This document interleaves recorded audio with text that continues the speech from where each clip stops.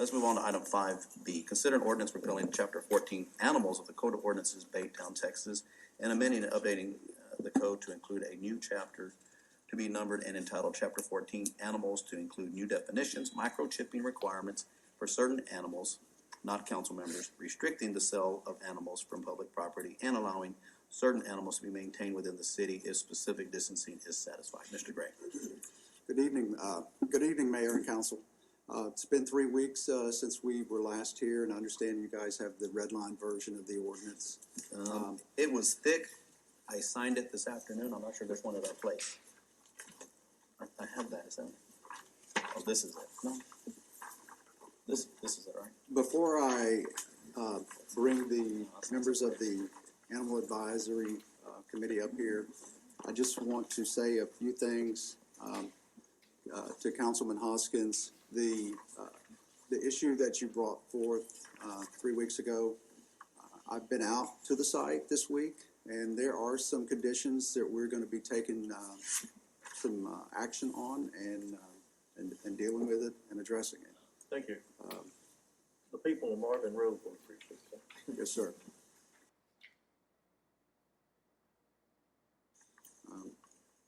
The other things to bring to your attention, on your red line version, there's actually 3 minor adjustments that you're not going to see. The first one is on page 10, and it's the counting section. It's 14-8. We had to revise the wording in that section. We did keep the section. As you may recall, recently you guys amended the ULDC to allow barns in residential districts, provided the spacing requirements in Chapter 14 were satisfied. So basically it used Chapter 14 to establish that. So with that change to the ULDC, we took another look at the section attributing points per acre for certain animals. And so based on that review, which was done with legal and the planning division, we removed the reference to zoning districts and replaced it with references to property that is held, used, or zoned for non-commercial purposes. We also removed the deduction calculation and instead reduced the number of points allowed per acre from 100 points to 50 points, and removed any points attributed to pigs because they're prohibited. The second adjustment is on page 12. It's in the public nuisance section. We added 2 words, really. The public nuisance, where it says offensive by reason of odor. We also included or dust to create a condition that's a breeding place and basically become a potential for a nuisance. That's in part A. And then in part C, we also added, as you read the last part of that sentence, the lack of improper disposal of an animal or animal waste to better clarify conditions that help us be able to enforce a nuisance type violation.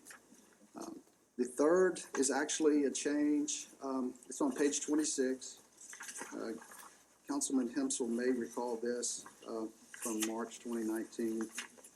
The liability insurance requirement for a dangerous dog was $100,000. That's a state code.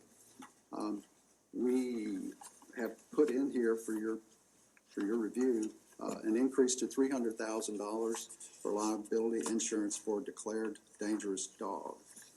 The insurance policies go up in increments of $200,000, so it went from basically 1 to 3 to 500,000. And those are the adjustments and slight adjustments from the red line version that you have before you. At this time, I would like to bring up the Animal Control Advisory Committee members. I understand we don't, no one on Zoom, Dr. Lips, and Mr. Park. I asked for anybody from the Animal Control Committee. Okay. Okay, so that leaves Mr. Garrett, Jay Garrett, and our chief. I'll ask Jay to come up and speak, and then if the chief wants to speak, and then we'll answer any questions, or I'll answer any questions you may have.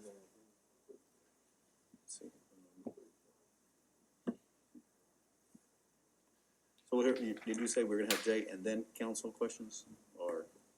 Sir? Did you wanna have Mr. Garrett and then council, or, Yes, that's what I said. okay, I didn't hear him, sorry. Questions after. Okay, Good evening. So, I guess on behalf of the committee, the highlights of this change is to allow us to vaccinate animals upon intake and be a responsible city entity in caring for the animals that come through our facility. We are several years behind that from a municipal perspective, behind the city of Houston, Harris County, and several other districts and municipalities. That language that allows us to do that is designated caretaker. This also allows us to microchip animals, whereas previously we were not. This helps identify animals that are coming through the shelter system regularly, which saves costs, saves manpower, allows animals to get home sooner. One of the largest highlights is that we're close to 40 years behind from a legislative perspective in updating these ordinances. And the longer we continue to wait, the more behind we get. And that's about 70 to 80% of these laws are behind in that regard. The copy that you have in front of you, excuse me, is a summarized copy, is a cleaned up copy. Unfortunately, does not include all of the updates that we wanted to do, but that is because we're working off of several years of documentation at this point that is incredibly labor intensive to keep up with from a committee perspective as well as an administrative perspective. I know that this has gone to legal several times. This has come to y'all several times over the last couple of years. And as a committee, we want to get to a point to where we can get to an updated version and continue to work and improve upon that version going forward, because there are other changes that we need to implement as a municipality to continue to address the community cat issues, to continue to address nuisance and dangerous dog issues, and to continue to improve administrative enforceable processes as well as animal welfare programming and things of that nature. We need to define the term euthanasia and how that is used as a municipal entity in caring for animals, when it is appropriate to euthanize and when it is not appropriate to euthanize. So there are several things that we need to continue to work on as a committee, and we hope that y'all will move forward with approving this copy to provide us with a new clean copy that we can continue to work forward on. I appreciate it. thank you, Mr. Garrett. Okay, any questions or comments, council? That's some that I Yes. can wait. Okay, somebody. Yes, Mr. Johnson. I'm sorry. I'm going to interrupt one more time, and I apologize. But one other concern that we have is council, we've presented this to y'all several times over the last years, and you know the challenges that we've been presented with as a committee in reviewing this, and as a staff, rotating staff from a city of Baytown animal control perspective. We have gone above and beyond to continue to try and inform y'all and educate, and as well as the staff as well. We've had several shelter managers come through. We've had several staff at Baytown Animal Control come through. And the last thing that we want to happen is to have a new city council come up this fall and change, and now we're back in the same boat, reviewing additional concerns and issues and having to essentially present new information to a brand new council, whereas now we have the opportunity to present this to a well-formed council as a whole. So we hope that y'all will take that into account as well within your decision to approve this, and allow us an opportunity to move forward before some of your seats change over. Thank you. Loud and clear. All right. I think everybody to the right will take care of that for you, because they'll still be here. Right. Yeah. I was gonna have a comment about cats. I'm so surprised. Here we go. Here we go. It's gonna happen. It's just like a cat is gonna get on my car or be in my garden, and I'm gonna have to deal with that issue. But I'm happy to hear that that is going to be considered in the future. I would hope it is considered in the very near future. It's a scene. I love it. Did you ever watch Tom and Jerry? I'm just asking. I was just wondering. Okay. All right. Any questions or comments? Are you ready? You ready for your Whoever. comments? Well, just go ahead. In reviewing the document, I got quite a few questions, if I may. Number one, is it animal control or is it animal services? It's gonna be animal services now. Okay, so there was a few strikeouts on here where you're saying animal services and you strike out control. But there's other places all through the document that it still says animal control. So it just needs cleaning up there. If we're gonna call it animal services, it needs to be animal services. I'm not sure if you're referring to Animal Control Authority, which is a separate term. Karen I've may be seen, able- I've seen both. It's, I I've think our seen city it. attorney's gonna answer your question. So we went through and looked to make sure we used the defined terms. So in the beginning of the chapter, we talked about Animal Control Authority, Animal Control Officer. So that's why you see the animal. Control. Okay, so that clarifies that. All right. On the corrected copy, page 8, while we're removing section C1, where it says no person shall, then it goes through several different things. We're taking away certain things. Well, does that take away the reason of cruelty, and can the animal control officer not issue citations for that anymore? What do we compensate for? We took it out, so if we know there's somebody that's committing the animal cruelty offense, is there enforcement there for you available somewhere else? I'm not sure which section or page you're referring It's to. page 8, item B, no person shall, down at the bottom of the page. This is the copy that was out there on the internet.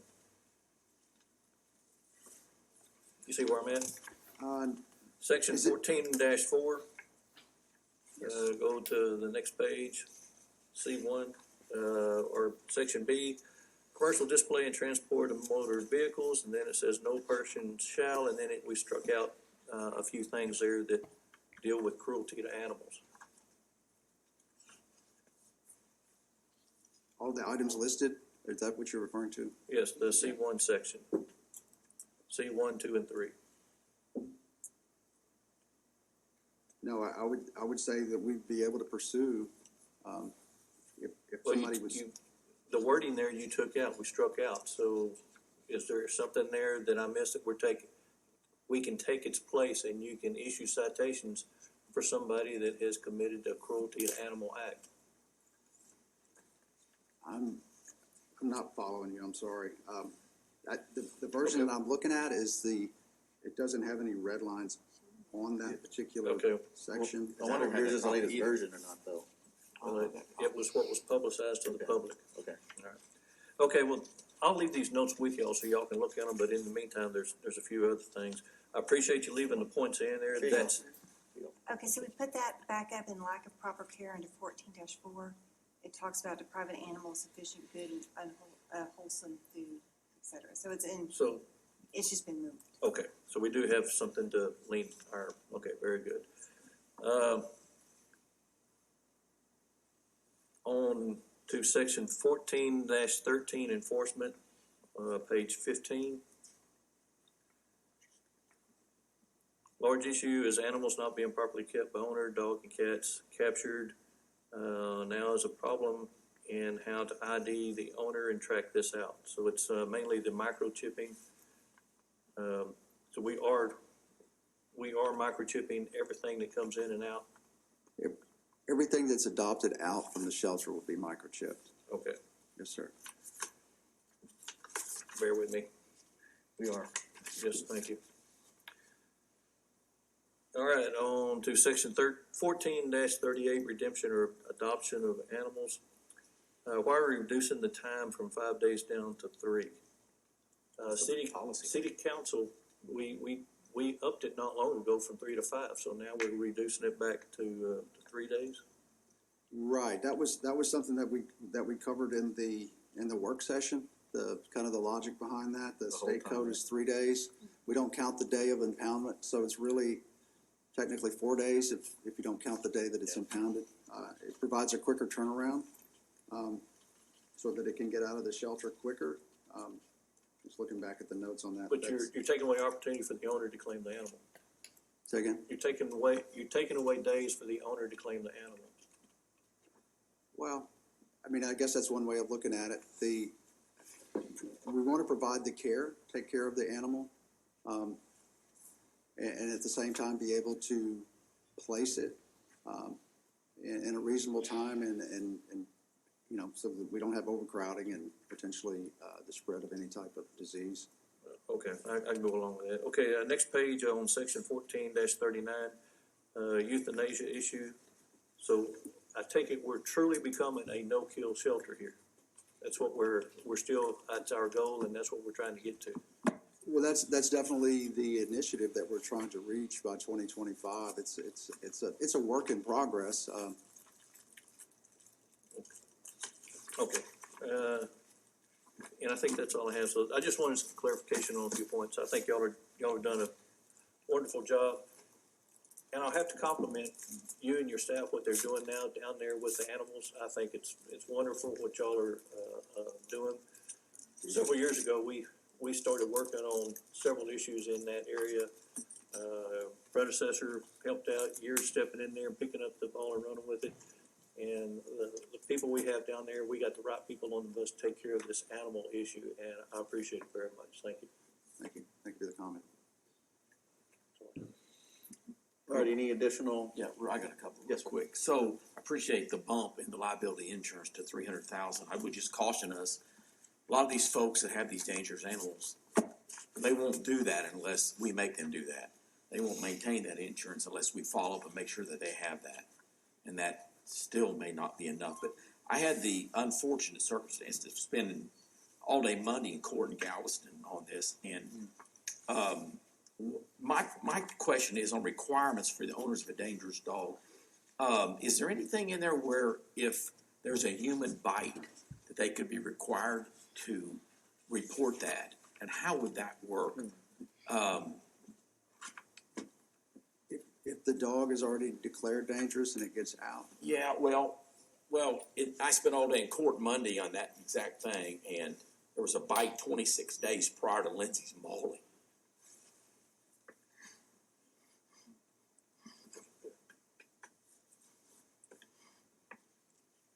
It's a little bit difficult.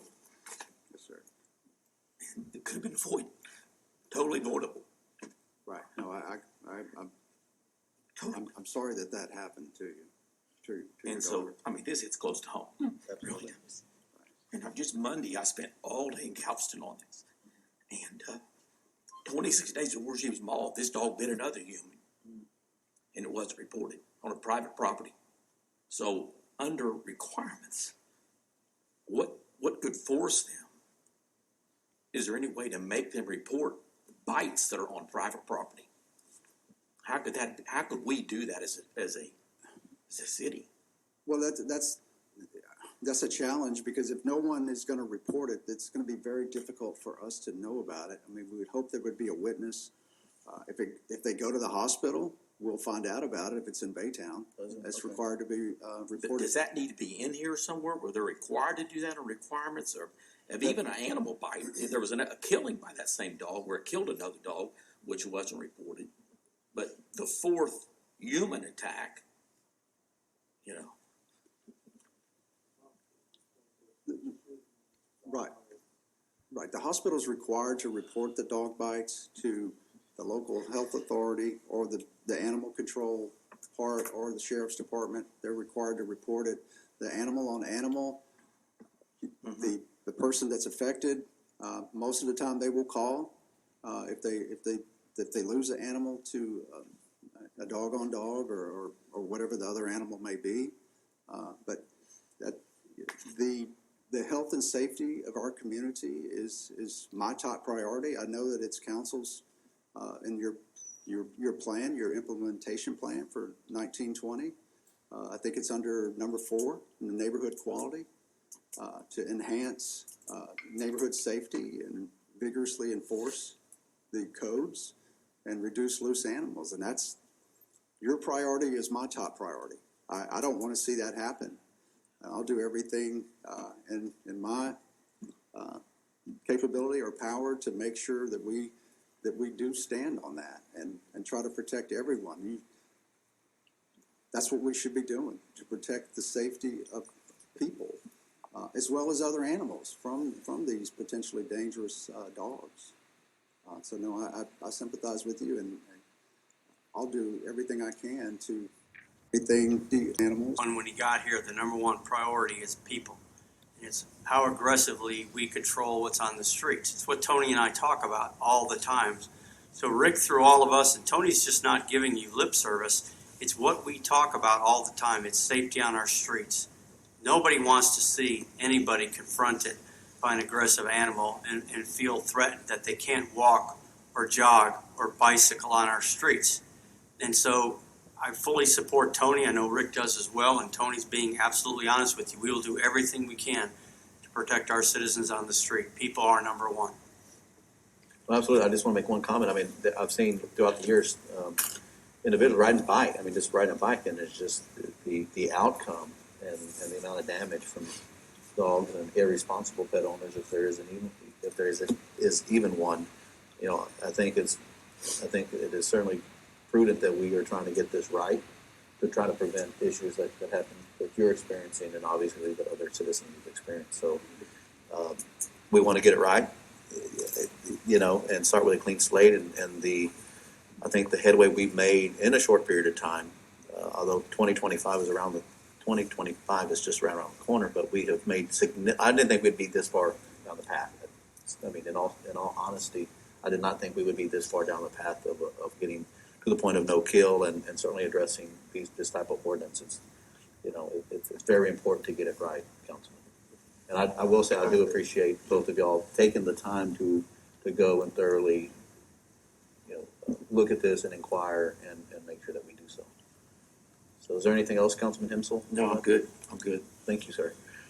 Any other questions for Mr. Gray? Just real quick, it was one that Councilman Hoskins touched on. And you know, I heard your answer, but if the objective is to, you know, for an owner to reclaim their animal, I mean, you know, 72 hours, 3 days does seem a little quick, you know. I mean, it just, you know, intuition says, you know, the longer opportunity they have to reclaim it, the more, you know, the higher likelihood of that happening may be. But, I mean, are we sure that you know, 3 days is better than 5? Well, technically, it's really 4 days because you're not counting the day of impoundment. Okay. And then it's 3 days from there, so it's actually 4 days. Yeah. It's just the way it's worded. But if you look at the ordinance further down, it says the impoundment day is not counted. Okay, so really it's 4. Yes, sir. Okay, yeah, that's a little better. Okay. Okay. So with that, any other questions? I think we can get this done before December, Mr. Garrett. So I would say I think we have a motion, correct?